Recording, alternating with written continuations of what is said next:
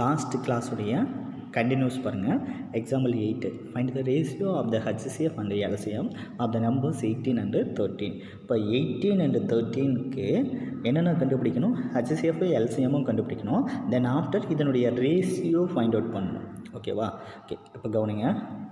First solution போட்டுப்போங்க. இது எதுவுமே ரைட் பண்ண வேண்டாம், இங்கே டைரெக்டாக கொடுத்துருக்காங்க. ஓகே, சொல்யூஷன் போட்டுட்டு என்ன பண்ணுறீங்க அப்படின்னா, ஃபஸ்ட்டு HCF ஆஃப் என்னென்ன நம்பர்ஸ்? 18 அண்டு 30.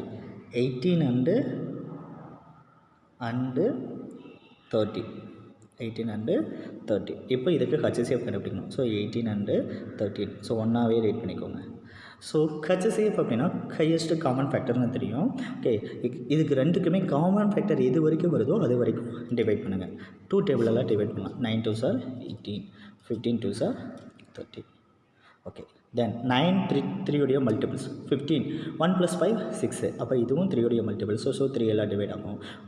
3 3 sir 9, 5 3 sir 15. இப்போ பாருங்கள் 3 அண்டு 5 வந்திருக்கு. ஸோ இதுக்கப்புறம் காமன் ஃபேக்டர் இல்லை. ஸோ HCF வேல்யூ வேணாமா? 6. HCF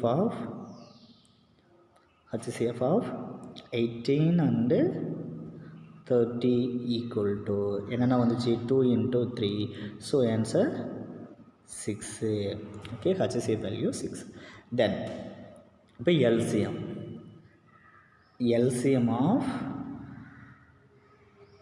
LCM of which numbers? 18 and 30. Okay, so LCM அப்படின்னா லாஸ்ட் ரிமைண்டர் 1 வர வரைக்கும் டிவைட் பண்ணும். ஃபர்ஸ்ட் 2 டேபிள் 9 50, தென் 3 டேபிள் 3 3 சார் 9, 5 3 சார் 15, தென் 3 டேபிள் 1 3 சார் 3 5 அப்படியே வந்துடும். தென் 5 டேபிள் ரிமைண்டர் 1 வர வரைக்கும் டிவைட் பண்ணும். ஸோ ஓகேவா? இப்போ என்னென்ன வந்திருக்கு? 5 3 3 and 2. ஓகே, ஸோ இப்போ HCF வேல்யூ ஆல்ரெடி நமக்கு தெரியும். இப்போ LCM என்னென்ன வந்திருக்கு?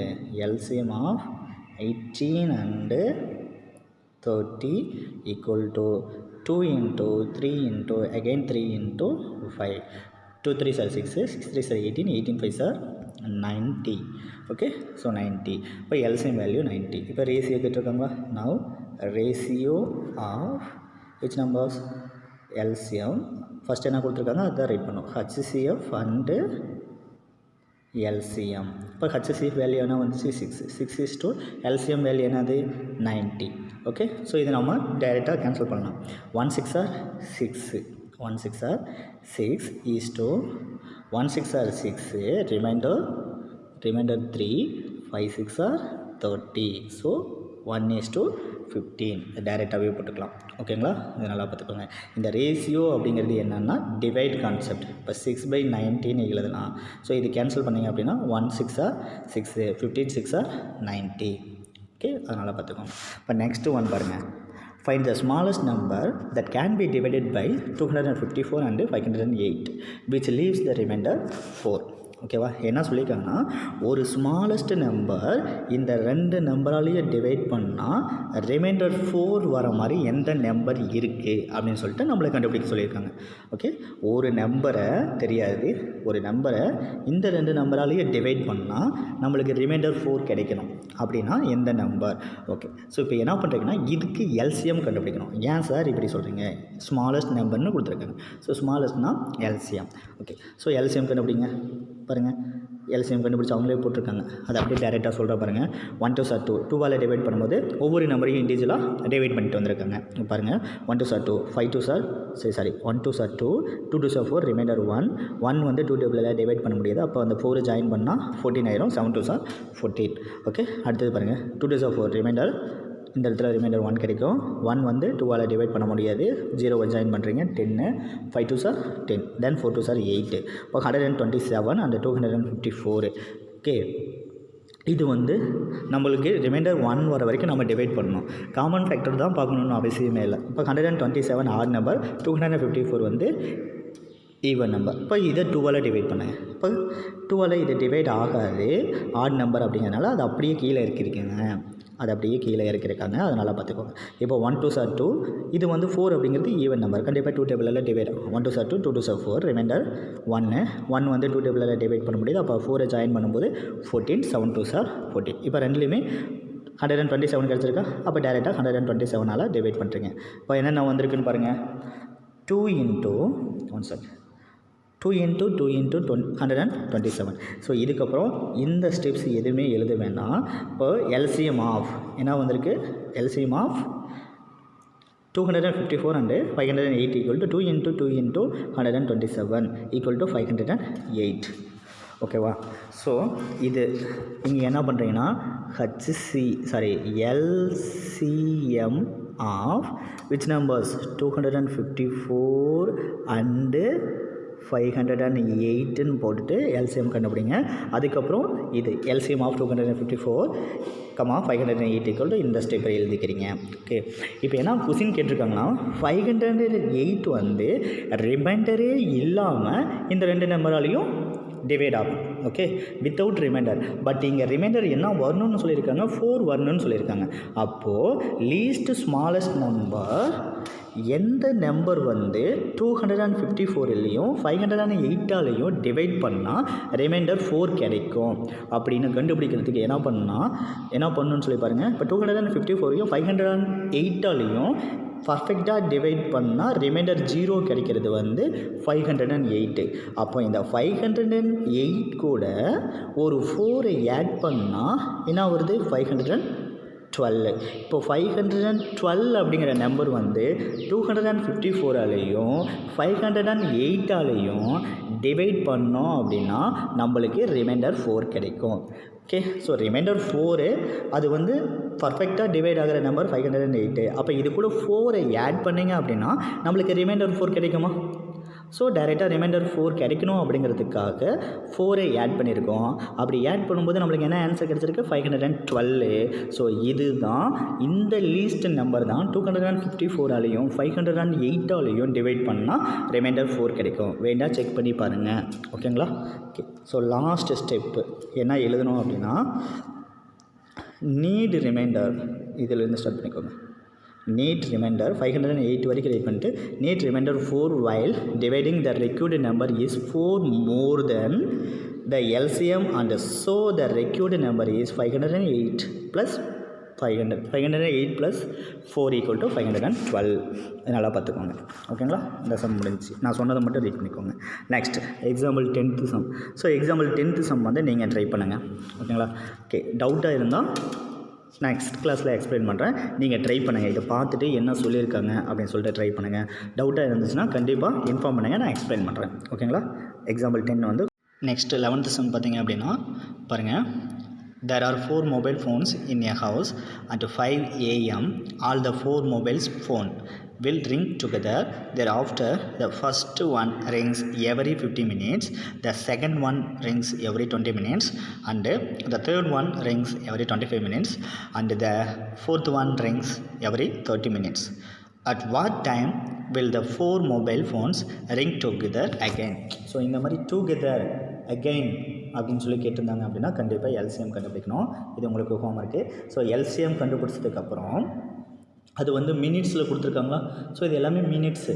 ஸோ அவராக கன்வெர்ட் பண்ணணும். ஓகே, ஸோ மினிட்ஸில் கொடுத்துருக்காங்க, அதை நீங்கள் அவராக கன்வெர்ட் பண்ணுங்கள்.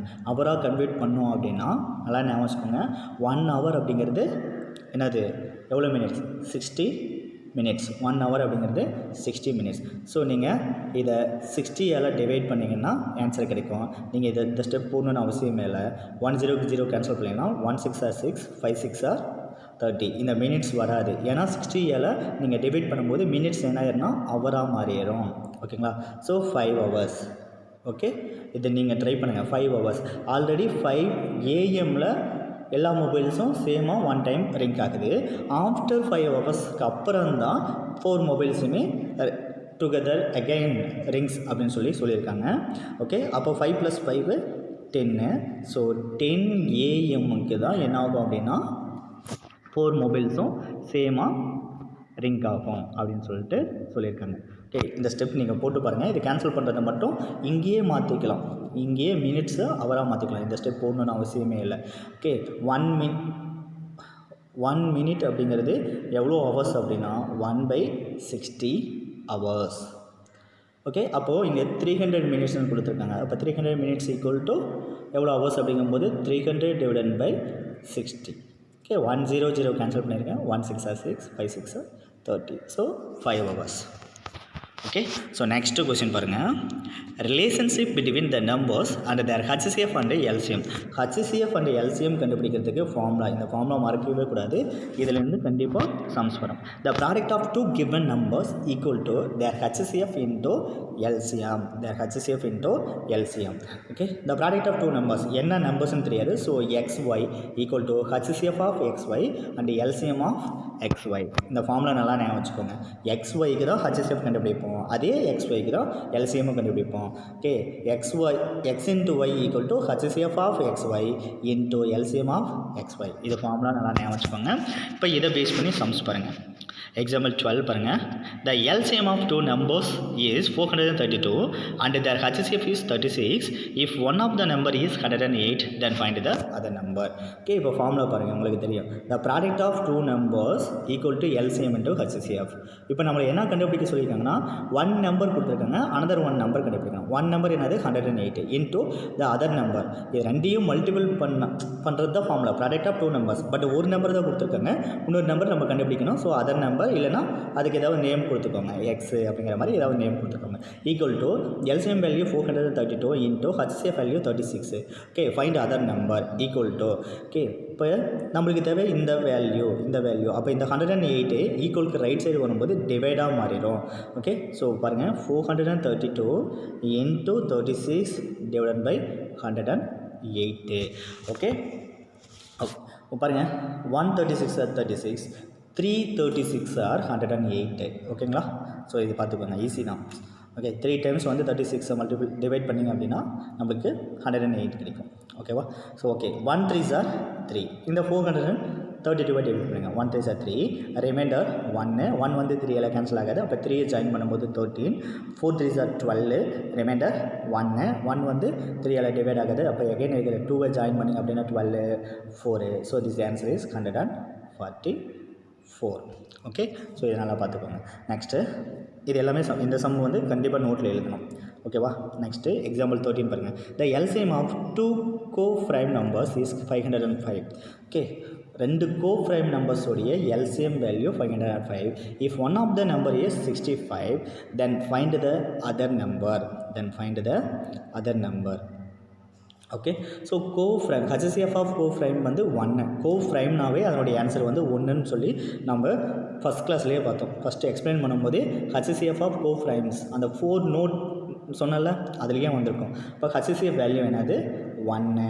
ஓகே, இப்போ பாருங்கள், 2 numbers equal to the product of 2 numbers equal to LCM into HCF. LCM value 5005 into HCF value 1.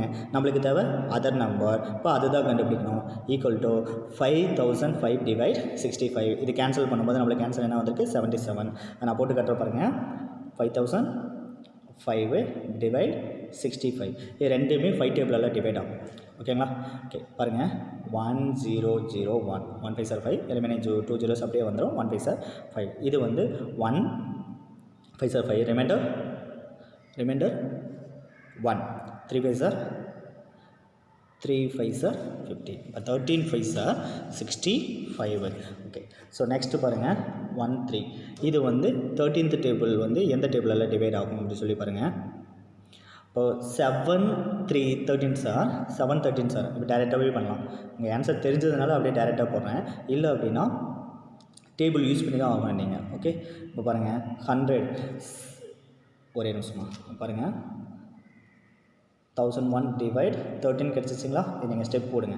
Okay, first 2 digit பார்த்தீங்கன்னா கேன்சல் பண்ண முடியாது. ஓகே, இப்போ தேர்ட் டிஜிட் ஜாயின் பண்ணுங்கள். 7 13 சார் பாருங்கள், 7 3 சார் 21 1 ரிமைண்டர் 2 1 7 சார் 7 + 2 9. இப்போ 91. இப்போது 0லேருந்து 1 சப்ராக்ட் பண்ண முடியாது. அப்போ பாரோ வாங்கும்போது இந்த பிளேஸ் என்ன ஆயிரும் 9 10 ஆகும். எகைன் இங்கேருந்து வாங்கும்போது இது 9 ஆயிரும், இது 10 ஆயிரும். ஓகே, அப்போ டைரெக்டாக போட்ட 10 - 1 9. ஓகே, அகெயின் 1 இங்கே 9 மைனஸ் 9 0 ஆயிரும். இங்கே 10லேருந்து 1 செப்பரேட் பண்ணால் 9. நெக்ஸ்ட் வேல்யூ பார்த்தீங்கன்னா 1 இருக்குது, அது அப்படியே இருக்காச்சு. Again 7 times 91, remainder 0. ஓகே, அப்போது the other number is 77. Okay, so நீட்டாக கம்ப்ளீட் பண்ணிடுங்க. Today class is over. நான் இன்றைக்கி என்னென்ன சம்ஸ் சொல்லியிருக்கணும் அதெல்லாம் நீட்டாக ஒன்ஸுக்கு 2 டைம்ஸ் நல்லா வாட்ச் பண்ணுங்கள். அதுக்கப்புறம் கிளாஸ் ஒர்க்கில் ரைட் பண்ணுங்கள். இந்த சம்மும் கிளாஸ் ஒர்க்கில் ரைட் பண்ணணும். 12, 13 கிளாஸ் ஒர்க்கில் ரைட் பண்ணணும். ஓகே, 12, 13 கிளாஸ் ஒர்க்கில் ரைட் பண்ணணும். இது வந்து உங்களுக்கு இந்த ஃபார்முலா மட்டும் ரைட் பண்ணிக்கோங்க. இந்த எழுதிட்டு relation between the numbers and their HCF and LCM, அதுக்கப்புறம் ஃபார்முலாஸ் எழுதிக்கோங்க. இந்த 2 ஃபார்முலாஸுமே எழுதிக்கோங்க. ஓகேங்களா? ஓகே, நெக்ஸ்ட்டு இந்த சம் வந்து 11th சம் வந்து ஹோம்ஒர்க் நோட்டில் எழுதணும். Homework note. ஓகே, 10th சம்மும் ஹோம்ஒர்க் நோட்டு. ஓகேங்களா? இந்த சம் போடணும். எக்ஸாம்பிள் 9 வந்து கண்டிப்பாக போடணும் கிளாஸ் ஒர்க் நோட்டில். எக்ஸாம்பிள் 8ம் கிளாஸ் ஒர்க் நோட்டில் நான் எப்படி எக்ஸ்பிளைன் பண்ணணும் அதே மாதிரி போடணும். ஓகேங்களா? நெக்ஸ்ட்டு இந்த சம்மை நான் எக்ஸ்பிளைன் பண்ண மாதிரி போடணும். ஹோம்ஒர்க் நோட் இல்லை, class work note. Example 7 class work note. நீட்டாக சம் எழுதி நோட் பண்ணுங்கள். Example 6 also class work note. நான் எக்ஸ்பிளைன் பண்ண மாதிரியே நீட்டாக ரைட் பண்ணிடுங்க. ஓகேங்களா?